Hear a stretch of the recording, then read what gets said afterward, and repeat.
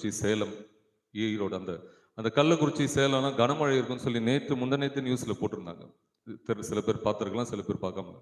ஆனா நான் நேத்து கிளம்பும்போது நான் என்னோட ஜெபத்துல வசனத்த சொல்லி நான் ஜெபிச்சேன். சங்கீதம் 121 பகலிலே வெயிலாகிலும், இரவிலே நிலவாகிலும் உன்னை சேதப்படுத்துவதில்லை. ஏன்னா கர்த்தருடைய வசனம் என் கால்களுக்கு தீபம், பாதைக்கு வெளிச்சம். நாங்க இதை தான் சொன்னோம். ஏன்னா நான் டிரைவ் பண்ணேன். சென்னையிலேருந்து நாங்கள் காரில் தான் வந்தோம். நான் சிங்கிளாக நான் தான் டிரைவ் பண்ணேன். எனக்கு அது டிரைவ் பண்ணும்போது அந்த டிரைவிங்கை வந்து நான் ஆண்டவர்கிட்ட ஒப்பு கொடுத்தேன். கர்த்தாவே நாங்கள் ஏன்னா காலையில் நாங்கள் நேரத்தோடு இங்கே வரணும். அதுதான் மெயின். நாங்கள் அவ்வளோ தூரத்துலேருந்து பிரயாணப்பட்டு வந்து பாதியில் வந்தால் அதில் எந்த ஒரு பலனும் இல்லை. ஸோ முன்னாடியே வந்து நிற்கணும் அப்படின்றது ஒரு எனக்குள்ள அந்த ஒரு ஒரு ஒரு அக்ரெசிவ் அதை நம்ம வரணும்னு சொல்லிட்டு அதனால எனக்கு நாடுகிட்ட ஒப்பு கொடுத்து நான் ஜெபிச்சேன். கர்த்தாவே நாங்கள் போகும்போது எங்களுக்கு வழியில் எந்த தடங்கல்கள் முக்கியமாக மழை இருக்கக்கூடாது. ஏன்னா மழை இருந்துச்சுன்னா உங்களுக்கு தெரியும் ஹைவேஸ்லாம் வண்டிங்க அப்படியே டிராஃபிக் ஆகிடும்.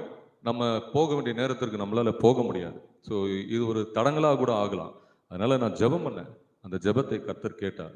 நாங்கள் இன்னைக்கு காலையில் 5:30 மணிக்கெலாம் நாங்கள் வந்து கோயம்புத்தூர் உக்கடம் வந்து அங்கே ரூம் எடுக்கிறதுக்கு